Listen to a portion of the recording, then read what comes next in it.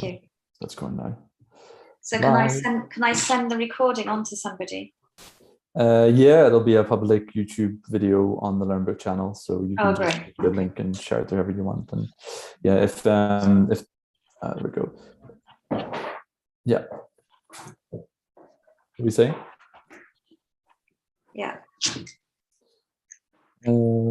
Yeah, so if anybody, if Malik or Tara, you want to ask a question, please feel free to use the chat at the bottom of the screen. You should have a chat button. If you want to ask a question, please feel free. We're not going to use microphones for participants. We'll use just the chat to let people participate as they like. Okay, so Jenny is connected. Welcome, Jenny. Thanks for coming. We're just giving it one more minute for people to get connected before we get started. And then I'll hand over to Louise to do our presentation. There we go. Hello, Malik, sorry.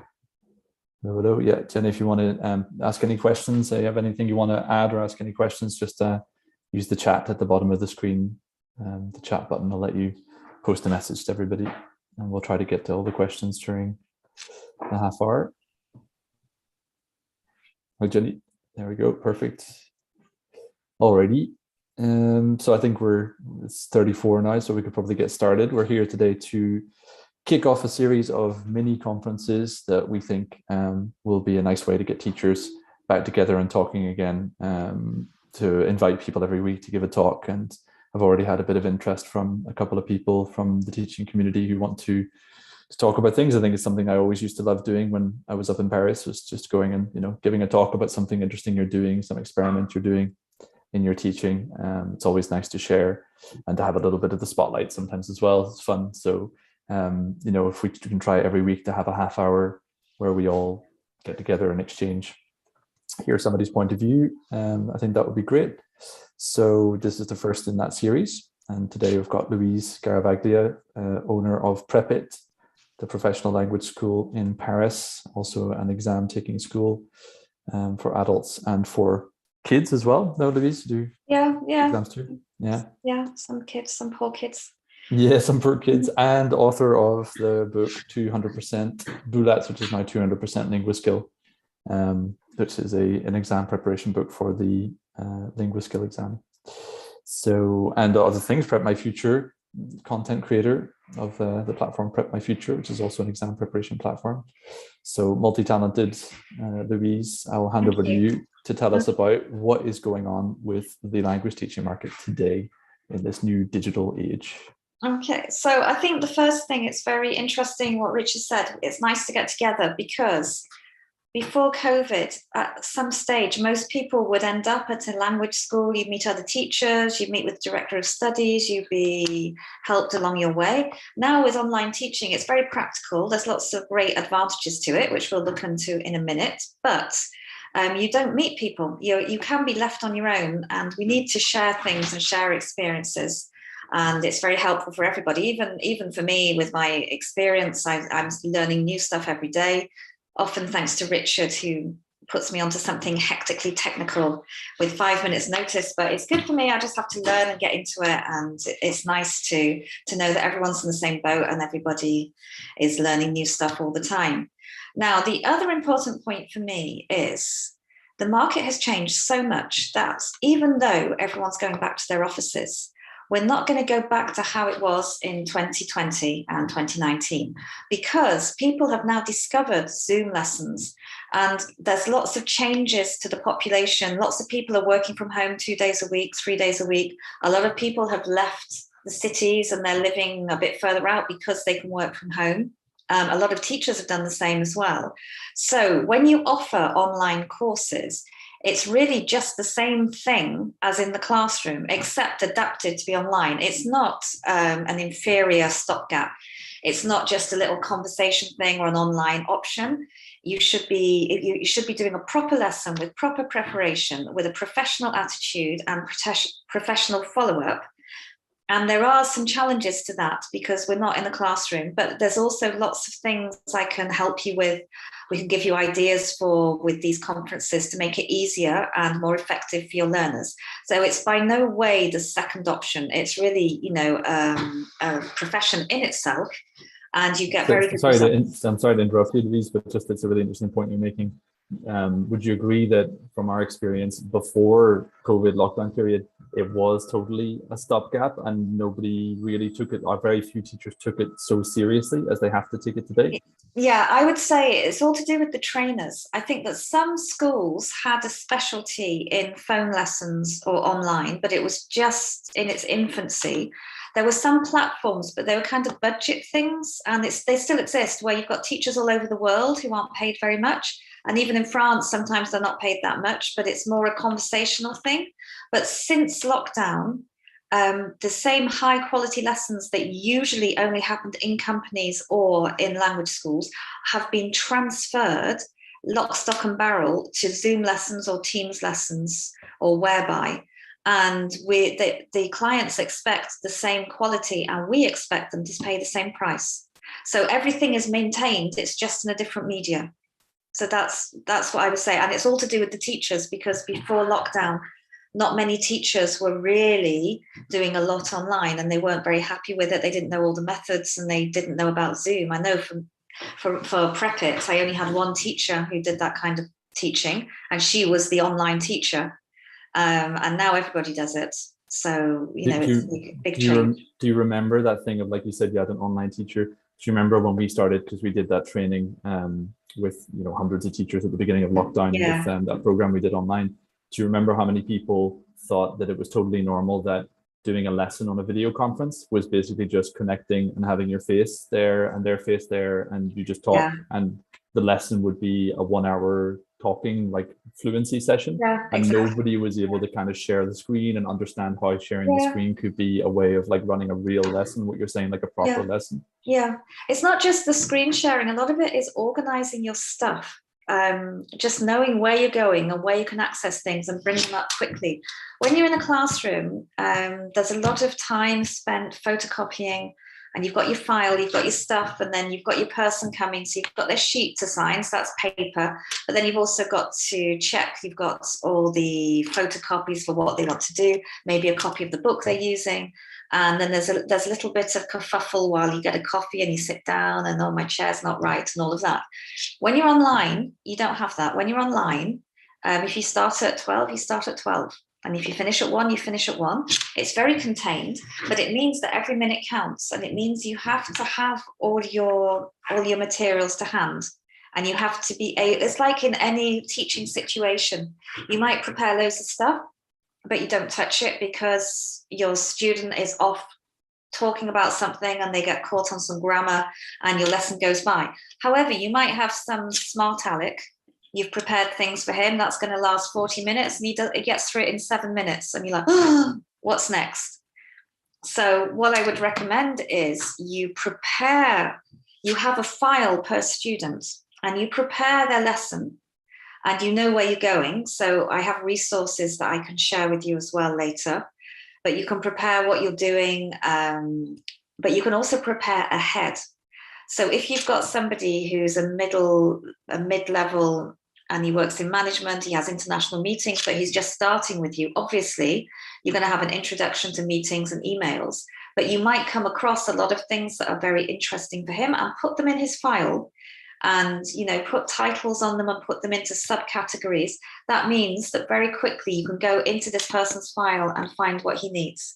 And you can have links as well. You can have just even in the very simplest way, you can just have a word page and you copy and paste your favorite links so that you get to them really quickly. So you're not having to do a Google search in the middle of a lesson and waste 2 minutes. 2 minutes isn't much, but when imagine sitting in front of the person and the wheel is going round, and also if you're not sure of the paywall, sometimes you get to a link, and if you've not checked it, you might be able to work on it for 1 minute, and then you've got to pay and take out a subscription to go further. So you have to get used to your favorite links and your favorite websites, your favorite platforms, and know that you can trust them in a lesson to produce what you want. I'd just come back to one thing because I think it's going to be really useful for people. Not necessarily talking about LearnBook or tools that are could be potentially paid, but what would be the kind of classic tools like the sort of Googles and the Dropboxes or whatever of the world? Because you mentioned Microsoft Word and having a Word document. Yeah. Where would the average teacher for you today put stuff that they want to keep in a file for a learner? Like where would be a sort of free tool that you could use to keep your stuff? Like, you know, that you're always talking to me about, like, you want to have a kind of like dumping ground, like this place where you put all the stuff. Like, where are your teachers? Are you putting that stuff today? I would say Google Drive is great, because within Prep It, we use it because we can share things with all the teachers. So that's great. We have an LMS tool, and we have a small section in there where you can write notes and say who's doing what, but it's not really for links. Not the one we're using right now. You can just do files on your computer. So if you've got if you've got on your computer, be called a file, and then you can put a sub file with the name of each person, and you can have a sub file for meetings or for beginners. It's just the way you work and the type of people you've got. That's easy to do. And yeah, Google Drive is great if you want to share it, or if you want to share it with your students as well. They could have an accessible folder on that. Yeah, there's lots of ways that you have to organize, and it will take a lot of organization upstream. But once you have it, then you can use it over and over for different students. You can also use something else I use for working online is if you have a student that you've bought an online exam prep for example, you can go into it with their login. So you have the student go in, he shares his screen, you guide him, and you watch him do particular, if he needs to practice listening, you can do the listening online in real time with your student, and you can practice, you can stop the recording, you can explain where they've missed something, take them back. And it's a very easy way of training them very thoroughly on an exam. So I like to do that because it's in real materials that they've got available that they can go back and look at afterwards. I think just to add a point about that is it's really important to check the tool you're using, because like you're saying, there's Zoom, you can share the sound of the video that you're watching on the screen. Yeah. You know, a lot of teachers might be using a tool like Google Meet, which I use sometimes as well, but it doesn't allow you to share the sound of what you're watching in your browser. So it's not, you know, you're like putting the speaker up to the microphone and the quality is really bad. And, you know, it's better to like, there's Zoom, there's WebEx, but nobody really uses WebEx. There's also Whereby, what you mentioned earlier, that has now got a feature where you can share a tab of Chrome. You can't share the whole sound of the computer, but you select to share, and then to share a particular tab, it's audio, and then that means you can hear a YouTube tab, you can hear the video. So yeah, it's important to check the tool and to know that you're going to be able to do what you want to do in the lesson. If it requires listening, then you have to know that the tool is going to be able to do listening as well. Yeah. No, I would agree with that. You really have to check. And some of these tools, you can't write a chat.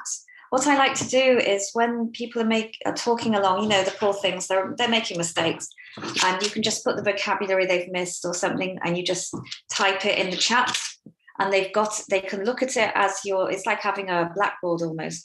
You just, you know, you can look at it, but also you can save it at the end of the lesson and send it to them. And the same thing you can also do on Zoom, but not on Teams. You could do something called whiteboard that you share, and then you can kind of illustrate what you're trying to explain.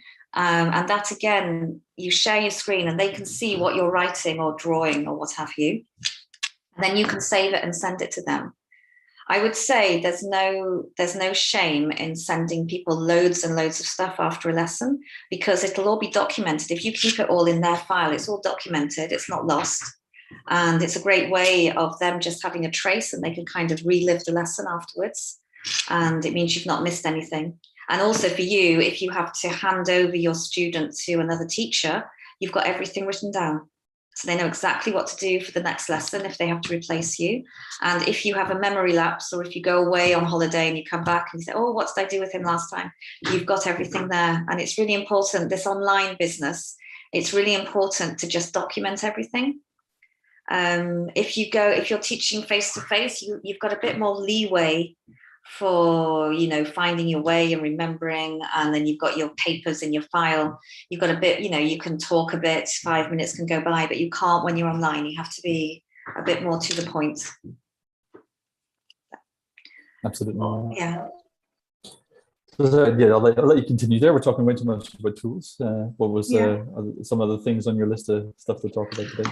The other thing I wanted to talk about was the actual methods you use online. Now, some language schools, some places you could work for, they actually have their course. So if you've got somebody who's B1, it's B1 lesson 2, and you just go into it and it's all pre-programmed and it's adapted. I know Explicit do this, Wall Street do it for some things, you know. So if you work for a place like that, there's something that's pre-organized, and that makes things a lot easier online. It's more in the classroom, it doesn't have the same impact, but online, it makes things very easy to organize. If you don't have that, there's a place called One Stop English, which is a subscription, but it has general English, business English, all levels. You can put your tabs in. It's great, you know. It's got lots of things, and so you can use that as a base because it can take you through, and it can kind of guide you. And you could think, oh yeah, well, we did that, but next week we could do that, and you know the level's good because there are tabs with the level. It's a bit limited because it doesn't have everything. It's not like having the whole of Google at your disposal, but it's a good base. It's a very good base to get along. There's another one called, what's it called? English House. Am I imagining that? Language House, language. Oh, but it's very similar. Language. English. Oh, I can't remember. But there's another one that's similar. Again, you have to pay, so you have to invest in it. But you have a lot of things at your disposal, and you can just go in and help yourself to what you want to use. There was one somebody, Lingua House. That's it. Lingua House, maybe that's it. Yeah, something like that. Yeah. Yeah. You mentioned that to me the other day again. Yeah. Yeah. Again, it doesn't have everything, and if you have some specialized need, you might not find it. But it's a good base to just give you an idea of your structure, an idea of next lesson and 2 lessons and 3 lessons time. And it's nice to come back to, and it's very difficult to prepare things on the fly for everybody and for every lesson. You know, some people you need to take them through something very organized and you know what's coming next. The other things I like are the grammar courses. I'm a great believer in the structure of language. I know people need to communicate, but if they want to get to a certain level, you need certain structures. And there's a lot of grammar places, there's Ego for You. In fact, I could put them in the chat maybe. Yeah, go for it. Wait a minute. So you've got Ego for You, which is great. You've got all sorts of grammar exercises. Again, you have to do a search. It's not going to tell you what to do with your student. You have to search specifically. You've got Perfect. What's she got? I'm just going to go back to my list. Perfect English Grammar is great. This is a girl who's written, she's an English teacher, and she's written an explanation and exercises for every type of grammar there is. So if somebody's stuck on something, it's brilliant. You just go in and you've got all the exercises. You can share your screen and do the exercises. Yeah, there she is. You can share your screen and do the exercises online with your student, or you can send them a link and say, look, do exercises 1 and 2 on this, and then get them to give you the score. So that's really good. It's very nice. The British Council, it's just the British Council website. They actually structure a few lessons, and you can look for grammar on there and also articles. And that's very well done. That's free, and it's the best free one, in my opinion. You have to really dig through the British Council stuff. You have to really dig. Huge. They have a huge library. Yeah, it's great. But it doesn't look like it from first sort of. Yeah. But yeah, I used to use it a lot for linguist skill preparation because they had quiz questions that were very similar to what linguist skill looked like. It is great. It is great because they're Cambridge. Because British Council, originally it was just Cambridge Prep. And the linguist skill is quite a lot of it is linked to that. Then you've got a German one called English Hilfen. And that is great. It's a bit like Perfect English Grammar. And they've put everything on, all your grammar, loads of exercises. It's really good. And the other one I like is Macmillan. Is that how it's spelled? Macmillan is good because they have, again, lots of grammar and structure, and they have tests. So you have an entry test and you can do it again to get a mid-level test. It's very helpful for that kind of thing. And talking of the testing, if you work for a language school that uses Calliope, you will have to do an entry test and a mid-level test.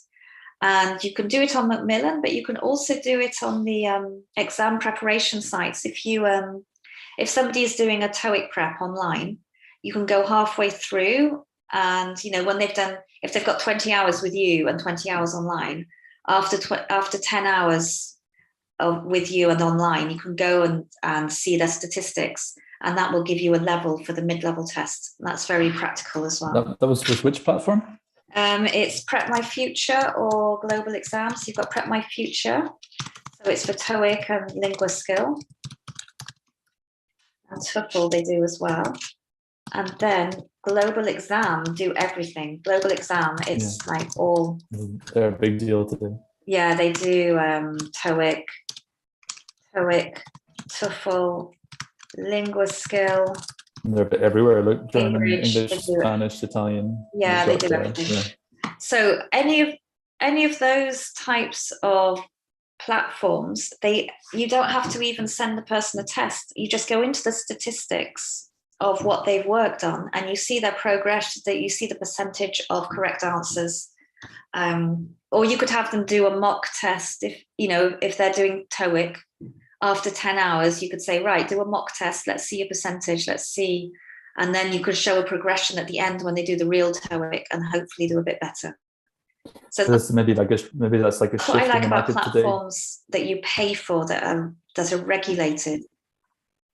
Yeah. Sorry, there was a bit of a delay between us there. It's what the shift in the market today, I think, is people like Global Exam or Prep My Future becoming kind of like a content providing platform, that behind the provision of content is also the LMS that manages how well they're doing with that content. Whereas maybe before you had kind of like Edmodo and Moodle and stuff where you had the platform to track them, but you had to bring the content to it, so it's a good direction maybe. Exactly. But then I think the fear that I have, or that maybe some people have, is that putting your learners on Global Exam will then try to kind of steal them away from you because they've got also their own teachers. So I don't know if that's maybe a fear that you share. Personally, no, because they don't. For me, the exam, learning through the exam, it's just an extra on top. In general, it's an extra on top of the training. So people come to prep it for particular training courses, and I validate the CPF with a TOEIC, but it's just an extra. It's like a bonus on top of their English course. They don't come to me to learn TOEIC online necessarily, or if they do, it's very intense. It's not, on the one hand, it's too much because you don't need like a whole 20-hour course just on TOEIC. But on the other hand, it's not enough because it's kind of not very specialized English for somebody who has particular needs. So I'm not worried about that, not yet. I don't know whether I should be. There's another question just to kind of go down that road. Because I had a teacher yesterday, I was coaching somebody about who was trying to get set up online, and the question was, where do I sort of try to find learners? I'm not getting that many learners locally anymore, or everybody's online. So I'm thinking, why not just get learners online? Why don't just put my job advertisement on Upwork or Fiverr or some website like that where people can find me? How do you compete when you're a teacher online? How do you compete in terms of showing off your quality? Like, I'm a quality teacher, so I charge a higher rate compared to somebody from Global Exam or somebody from italki or Verbling or all these platforms that are coming up with teachers charging €8 an hour for a session. How do you sort of fit into that world today as an online teacher? Yeah, I would say I'd come back to what I said at the very beginning. What you're selling as a teacher, if you've got experience and you've got some qualifications and you've got a passion for it, what you're selling is the same as if you were in a classroom and teaching business people in the classroom. But a part of it is the platform and how you sell. So if you work through a language school the language school will have their clientele, and the language school won't want to sell like bargain basement online pick and mix. That's not what they want to sell. They want to sell professional lessons with good teachers who are going to improve your students' level. The other thing you come across now is a lot of people have CPF funding, but it doesn't give many hours. In the past, like 10 years ago, people would have, they'd have a contract of 40 hours that would just be renewed and renewed and renewed, maybe for 5 or 6 years. Today, they get 20 hours and it can be a one shot. So it has to be good, and it has to be intense, and it has to be quality led. And that means that they will make, in 20 hours with work online, they will make good progress and change level and be operational. So that's the main advantage. The disadvantage is, if you want to work that way online, you have to be very prepared and quality led. I read Tara's comment. She seems to be on the right track with keeping track of what you've done with everybody, and you've got your key vocabulary, you bring it out, and you're very organized. And the language school as well should give you some kind of a framework and some kind of an objective. So you have a start level, you have a mid-course assessment, and you have an end of course, and you should see a progression. If you're just doing these small conversation classes online and not paid much, you don't have those parameters, you don't have that pressure. You just turn up, you speak for an hour, and then you go. And somebody can, depending on the scheduling, somebody else can do the next lesson. And people pay for that. They pay for a number of hours within a period, but they don't pay for particular needs or objectives within the course. Yeah, so then you as a teacher, you're going to get paid like 10 euros or less for that session, because they've not, the school who's providing it hasn't charged very much, or exactly. the sort of italki platform, you can't charge more than 10. But yeah, I totally agree with you. Like, you need to be, we've never had to be such business people before, in terms of like making a sales strategy and thinking, how am I going to show people that when they come with me, I think maybe there's another vector to this, which is that clients are more conscious of what they're doing with their money after this long 2-year period of having job insecurity, lockdowns, people earning less, getting fired, whatever. So clients are more conscious about what they're doing with their money, and they don't want to spend, like you said, 40 hours getting trained in a year. They want to get it done in 20 or 10, or somebody waves a magic wand and they speak English in 5 hours. So the more you can pitch that I get results, and here's my testimonials from this client, and I took this guy from level A1 to level B1 in the space of 4 weeks, and something like that, that's the kind of evidence I think we need to look for and then put forward today online. Exactly. Yeah, that's what people want, and that's where the quality is. So it's like quality over quantity, really. And you have to prove that. So it's hard because the market has really changed. There's you can access English, even in English conversation, over Zoom or Whereby or something like that very easily. But it's not the same as having, it's like any professional service. It's not the same as having somebody who is adapting their course to you and helping you progress. Yeah, but I just think you have to fight to convince people of that. And it's either, I think you've got the choice of going down the road of building a brand for yourself, like a lot of teachers do online, where they build a nice website, cool brand on Facebook, cool brand on LinkedIn, and they show off a bit what they do. And so you can just see the evidence of what they're doing, and they have to really get down to prospecting and sending out emails and sending out messages to potential clients, targeting the training managers in medium-sized companies and stuff like that. Or you go down the road of trying to sign up to a special kind of approach where you can market yourself as, I've seen a lot of things going around recently about neuro language coaching. That's something where you have another brand you can use to bolster your own competencies and say, I'm not just a teacher, I'm a neuro language coach, or whatever other methods there are in the world. So it's choices to kind of research and look into. Maybe the setting up your own brand is really difficult. Like you said, it's really hard, and it takes a lot of work as well to do all the prospecting and emails. So it's definitely a challenge for teachers today online to fight in that world. But there are ways to do it alone or with the support of another method. I think we're good there in terms of, we've said we would try to keep it to half an hour. We would leave time for questions at the end, but I'm not sure actually. Maybe if Tara or if Jenny have any questions, just to post them in the chat. that you might have for yourself. But if not, I think we'll also leak there during the conference.